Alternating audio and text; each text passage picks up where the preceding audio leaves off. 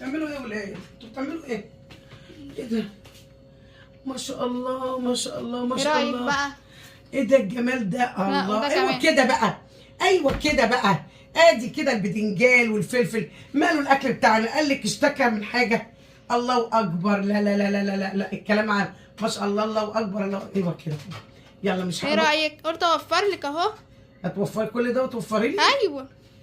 وانت عشان هتوفري لي وعملتي بدنجان ليا وانا بحبه، ايوه. بكره ولا بعده اعمل لك المكرونه اللي انت عايزاها، عشان ما يقولوش تيتا بخيله وتيتا رهيبه وتيتا مش عايزاكم تعملوا. حبه بطاطس هم صغيرين اهو عشان بتقولش ان احنا اوفر. كل ده وصغيرين.